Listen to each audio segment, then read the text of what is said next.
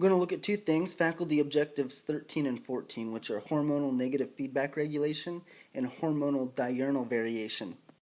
Negative feedback for hormones are generally described in two different ways. The first is the long loop and the second is the short loop. So with the long loop, what typically happens is you have the hypothalamus secreting a releasing hormone onto the anterior pituitary, allowing it to release its hormones. So it releases its hormones and acts on an endocrine organ. That endocrine organ will release hormones that will stimulate the target organ, and those target organs will have products and byproducts. With the long loop negative feedback, what will typically happen is you'll see the endocrine organ sending hormones back to the hypothalamus, causing inhibition. However, there's also some variation where products and byproducts from the target tissue can also feed back and cause inhibition on the hypothalamus. Now, it's also important to remember that you don't only get inhibition on the hypothalamus, but you can also get it directly on the anterior pituitary as well. With the short loop, the same basic steps happen where the hypothalamus stimulates the anterior pituitary and the anterior pituitary stimulates its endocrine organ, and the target organ is stimulated by the endocrine organ. However, in this case, the hormone secreted by the anterior pituitary itself goes back and inhibits the hypothalamus. There's two ways in which textbooks will describe the ultra-short loop. So the first way is an autocrine-paracrine system where the hypothalamus secretes a hormone that will actually inhibit itself. This is the most common way in which the ultra-short loop is described.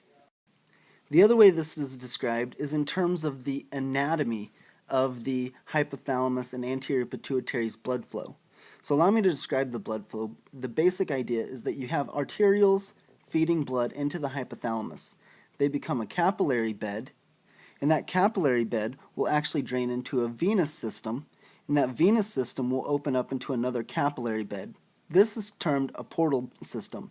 A portal system is anywhere two capillary beds are linked by a venous system. Blood flow in this portal system usually moves from hypothalamus to anterior pituitary, and afterwards it drains from the anterior pituitary in another venous system to go to the rest of the body. Once in a while, the blood flow can be reversed and go back the other way. When it does that, it will carry the anterior pituitary hormones directly back to the hypothalamus, thereby inhibiting the hypothalamus in an ultra-short loop. In this way, ultra-short loop means that the anterior pituitary hormone doesn't have to travel through the entire body to go back and feed back on the hypothalamus, but actually does so directly through the portal system. Before I go into any specific examples, I think it's important to point out that negative feedback is not the same thing as up or down regulation. So up regulation and down regulation happen for different reasons. First, you can have a change in the production of receptors. So down regulating would be decreasing the number of receptors that are produced, or up regulation would be increasing the number of receptors that are produced. You can also have a change in the rate of degradation of receptors. By increasing the rate of degradation, you would down-regulate, and by decreasing the degradation rate, you would up-regulate a receptor. Lastly, you can change a receptor's affinity for a hormone. This is done by various means. One way is by phosphorylating a receptor. So, for example, if a receptor is very active in an unphosphorylated state, it might be much less active in a phosphorylated state. Both negative feedback and receptor regulation will work together synergistically to determine the hormone's action on the body. So first, let's talk about the negative feedback of FSH and LH. Initially, the hypothalamus will release gonadotropin-releasing hormone onto the anterior pituitary, stimulating it to either produce FSH or LH. They'll both be produced under the influence of gonadotropin-releasing hormone. However, one will be favored more than the other, and which one is favored is going to depend on the rate of pulsatility. So what that means is GnRH is released in pulsive activity. When GnRH becomes tonic, it actually inhibits the anterior pituitary. So we don't want tonic release of GnRH, but we do want pulsatile release of GnRH, and the rate of those pulses is going to determine whether or not LH or FSH is favored. So in general, high frequency favors LH while low frequency favors FSH. So let's assume that we're going to start off with low frequency pulses favoring FSH. We're going to have that activate on the target tissue. Typically in a female, this will be the ovaries, and the ovaries will begin to produce estrogen or estradiol. Estradiol will feed back up to the hypothalamus, and it will cause an increase in pulsatility. This increased pulsatility will start to favor LH. LH, acting on the target tissue, will begin to produce progesterone. Progesterone, in general, will go back up to the hypothalamus and decrease the rate of pulsatility, thereby again favoring FSH. It's important to note that this is the general change in the pulse rate, and that estrogen has an overall inhibitory effect on both the hypothalamus and the anterior pituitary. Also, during a monthly cycle, females will alternate between producing inhibin A and inhibin B. Inhibin B is produced at the beginning during the follicular phase, and inhibin A is produced during the luteal phase. Inhibin A and B both feed back and inhibit the anterior pituitary. This is actually a very simplified explanation of what happens, and many other things will feed in to fine-tune it. However, one really interesting thing is that you have a follicular phase and then you have a luteal phase. Right here you would have ovulation. And during these two phases you have differential production of different hormones. So for example, in the follicular phase, the estrogen slowly increasing and goes up and then drops back down, while in the follicular phase the progesterone stays pretty flat and then starts going up towards the end. Also, in the follicular phase, you get inhibin B being produced, and in the luteal phase, you get inhibin A. So in most of the lectures concerning sexual reproduction and endocrinology, the focus is on inhibin B. However, inhibin A has an important role as well. Let's go back up and take a look. During the luteal phase, you're producing an excess amount of progesterone, which goes up and decreases the hypothalamic pulsatility, therefore favoring FSH production. However, inhibin A is actually stopping the release. So estrogen plus inhibin A are stopping the release of this FSH. So we have a buildup, a backlog of FSH that is produced and ready for shipment.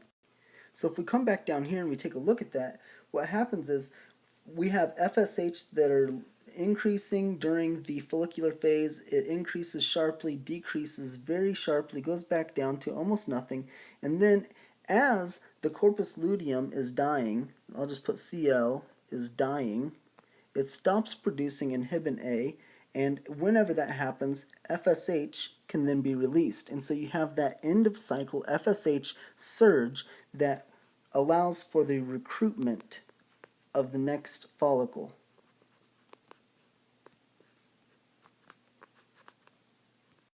Let's talk now about thyroid stimulating hormone and the two thyroid hormones, triiodothyronine and thyroxine. So first, thyrotropin releasing hormone will act from the hypothalamus onto the anterior pituitary to stimulate thyroid stimulating hormone release. Thyroid stimulating hormone release acts on the thyroid gland, causing it to produce triiodothyronine and thyroxine. Thyroid hormones can also be stimulated from other extraneous factors. Thyroid stimulating immunoglobulin and thyroid binding globulin will also stimulate the production of thyroid hormones. The amount of free T3 is important for the negative feedback. T3 feeds back and inhibits the hypothalamus by acting on the anterior pituitary. So it's inhibiting the hypothalamus, but it does that by down-regulating the anterior pituitary's receptors. Now, I pointed out that it was T3 that acts on the anterior pituitary. However, T4 has its action as well because the anterior pituitary contains the enzyme deiodinase,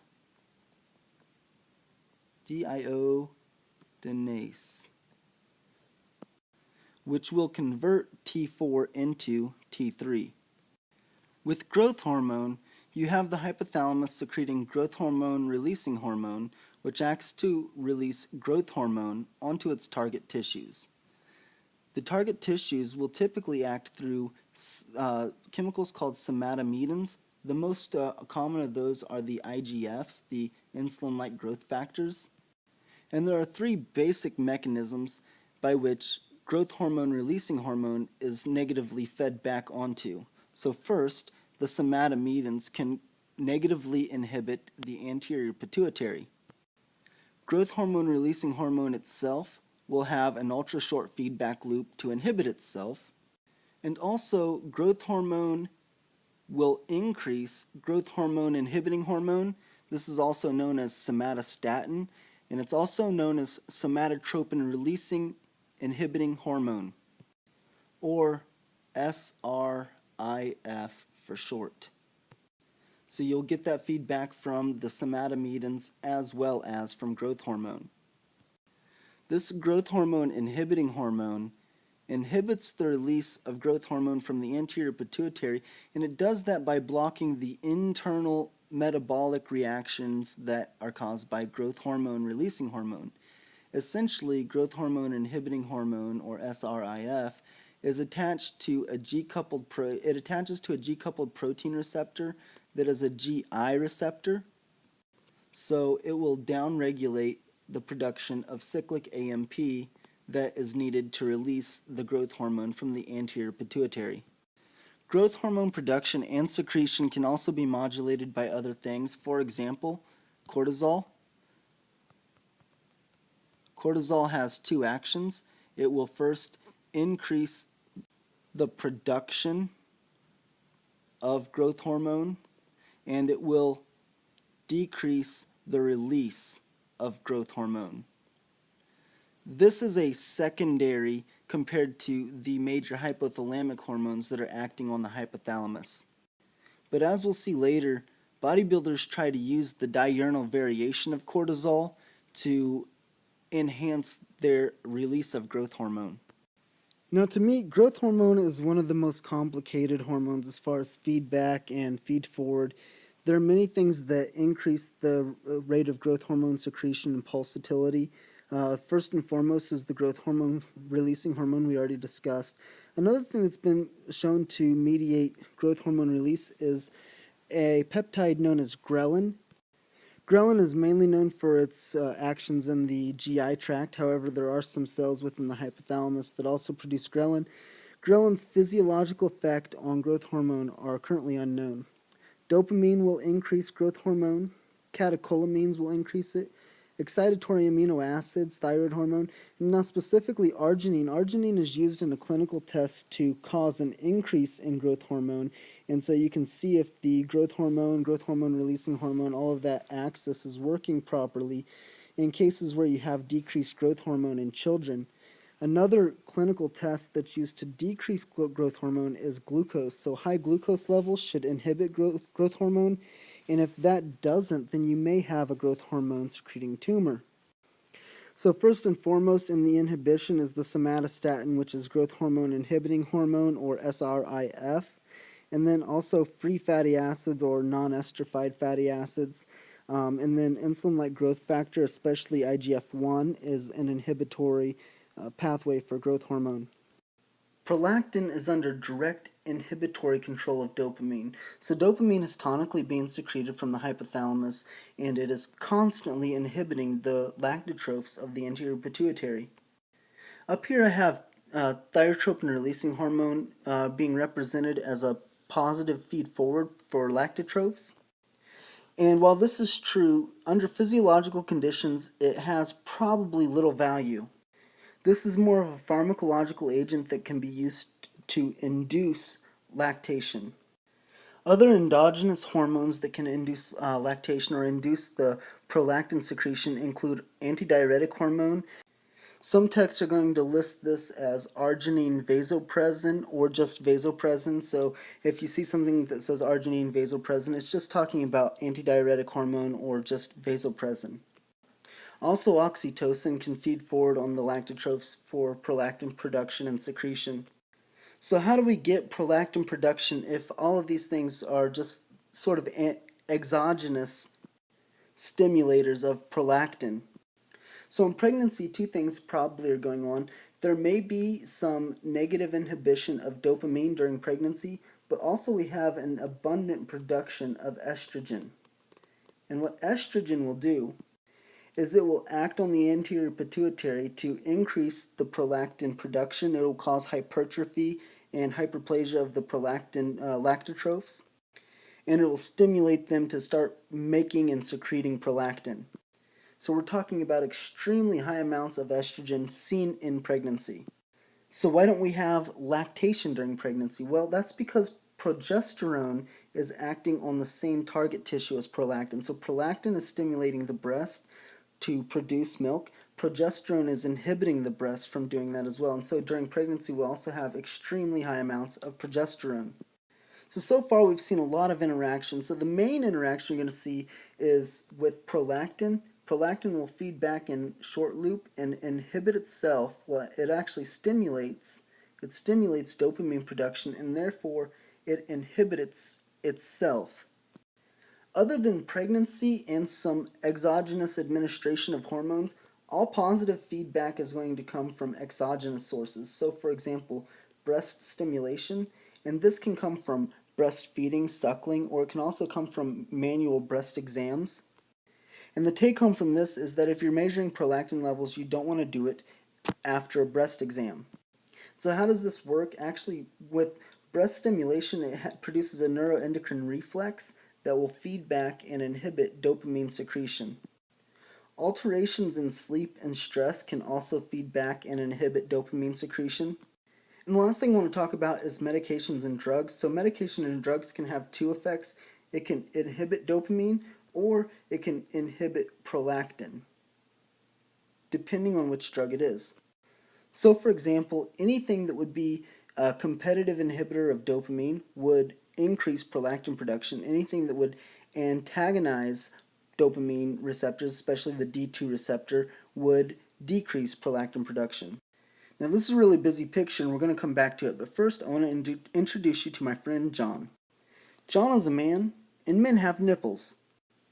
So John has nipples. One day John woke up and he was overproducing prolactin, and it was causing his nipples to secrete milk. John was given bromocriptine and it stopped the problem. So my question is bromocriptine an agonist or an antagonist of dopamine? Dopamine inhibits prolactin secretion, and so if you help dopamine, if you agonize the D2 receptors, then you'll slow down prolactin secretion. So bromocriptine must be an agonist of dopamine. Now let's go back up and take one last look at our big fancy chart. So what do we have here? First of all, we have a bunch of pathways, but there's also two more pathways in which prolactin will inhibit other hormones. We already said that progesterone will inhibit the breast from producing milk, but prolactin will also have an inhibitory effect on progesterone. And this basically prevents the luteal cells from overproducing themselves, which could otherwise happen during pregnancy. Also, after birth, several mothers have found that breastfeeding has been an effective form of birth control. I don't know how effective it is, but the basic mechanism behind it is that by keeping prolactin high, you inhibit the pulsatile release of gonadotropin-releasing hormone. Without the pulsatile release of GnRH, you get no ovulation and therefore no pregnancy. Antidiuretic hormone is produced in the hypothalamus, and it's secreted down axons to nerve terminals that basically make up the posterior pituitary. So unlike the anterior pituitary, which are different cells than the hypothalamus, the posterior pituitary are continuations of hypothalamic cells. The hypothalamus has axons terminating on it from other areas and centers of the brain. These areas and centers of the brain are monitoring plasma osmolarity and the extracellular fluid volume. When plasma osmolarity is high, it causes these axons to be excited and releasing antidiuretic hormone from the posterior pituitary. Antidiuretic hormone will act on its target tissues. The target tissues are the kidneys and the vasculature.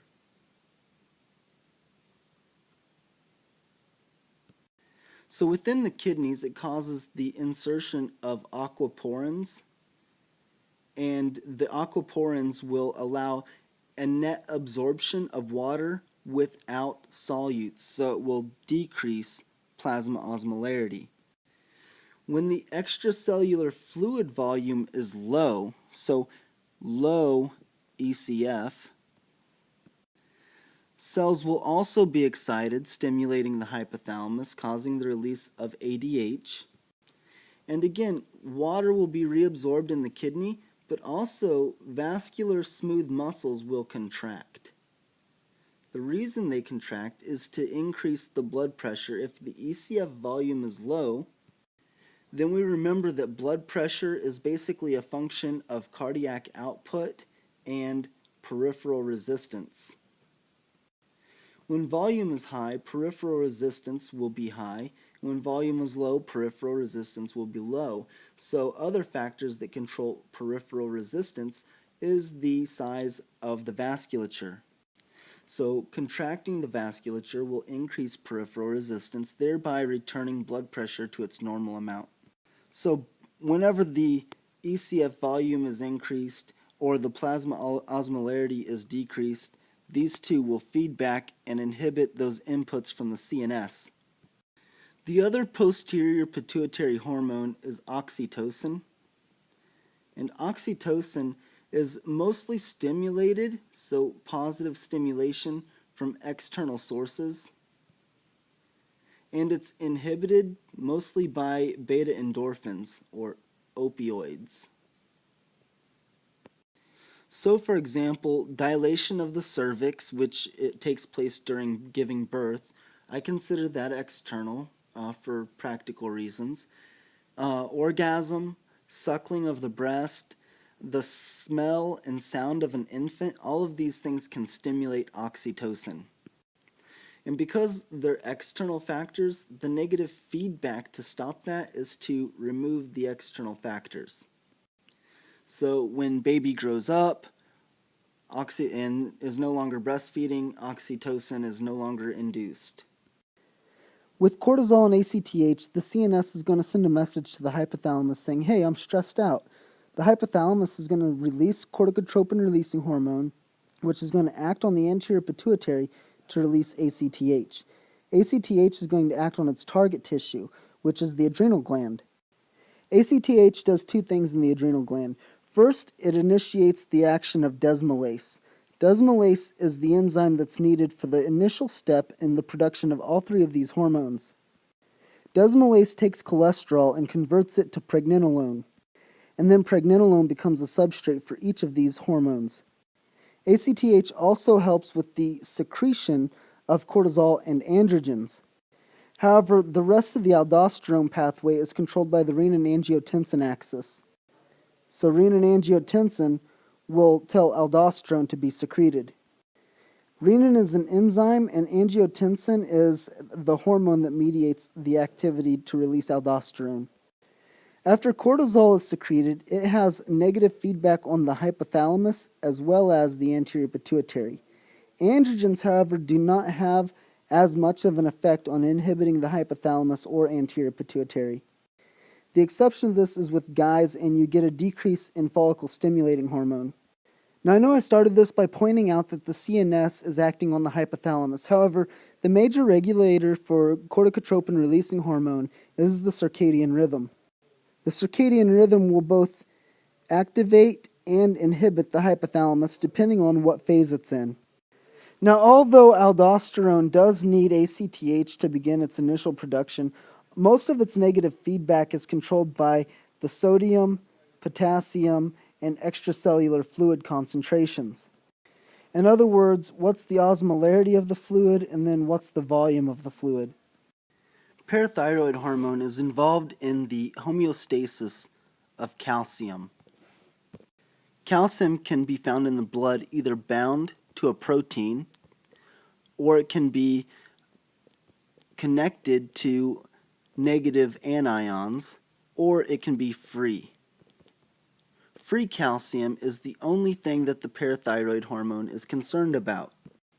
Unlike many other hormones, parathyroid hormone does not require any input from the hypothalamus or anterior pituitary to perform its function. There is a constant basal release of parathyroid hormone from the parathyroid gland. The parathyroid gland has calcium receptors on its surface. When free calcium is in high enough concentrations in the blood, it will be bound also to the receptor. When it's bound to the receptor, it inhibits the release of parathyroid hormone.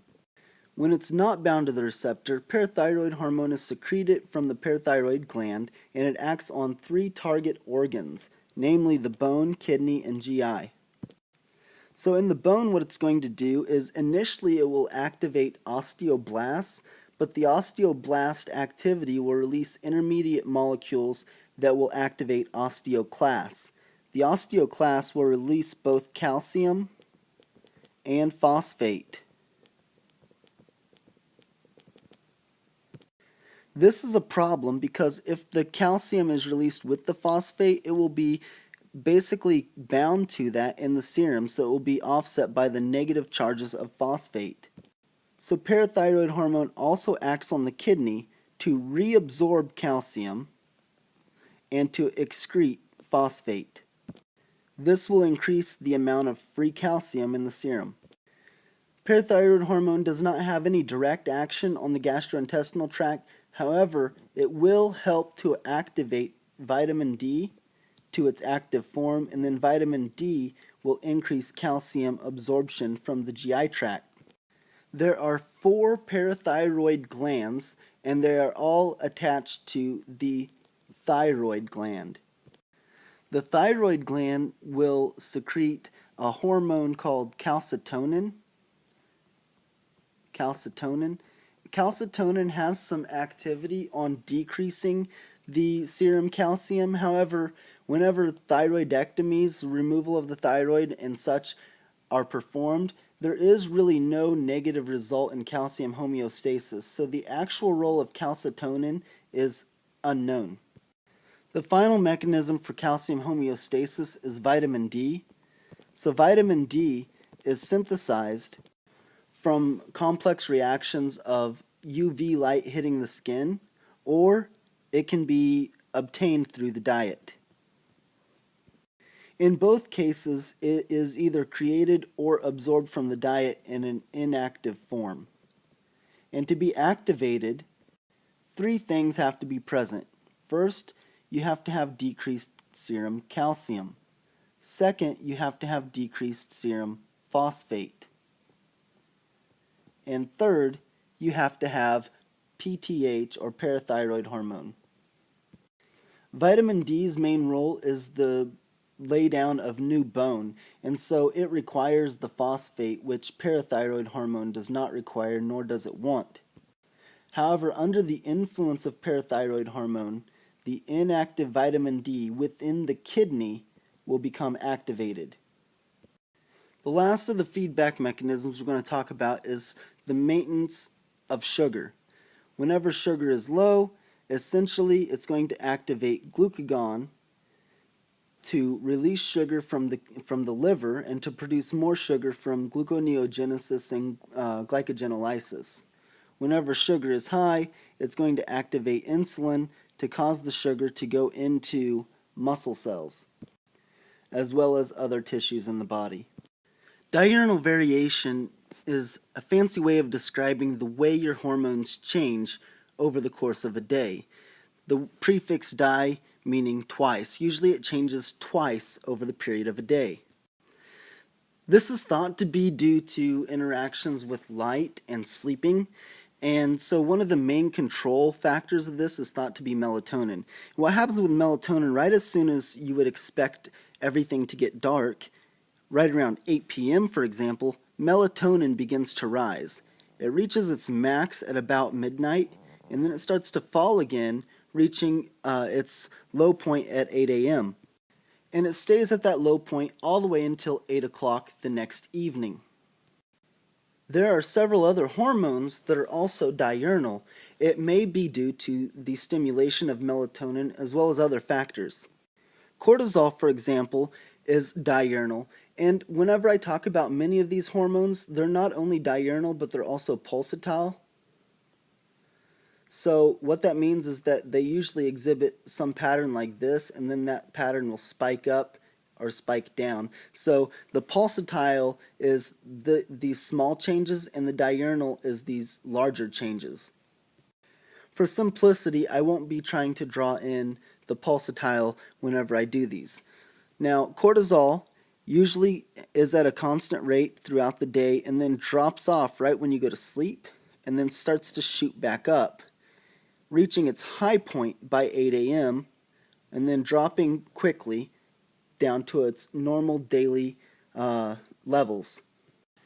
Cortisol is under the influence of ACTH, and ACTH is under the influence of CRH.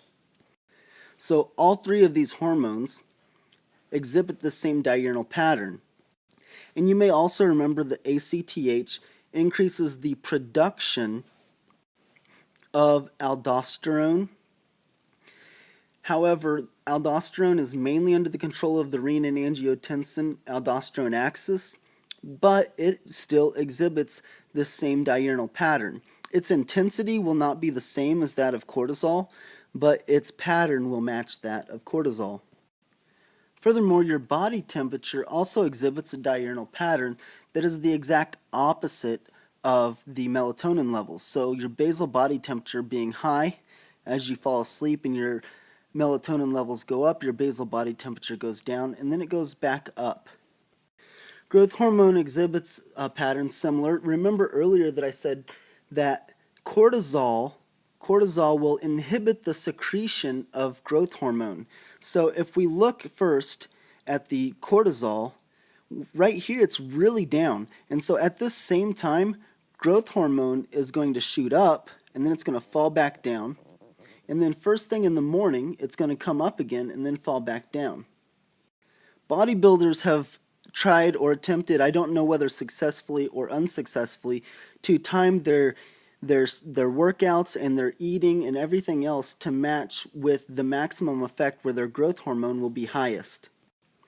I don't know how that works, but I hope the best for them.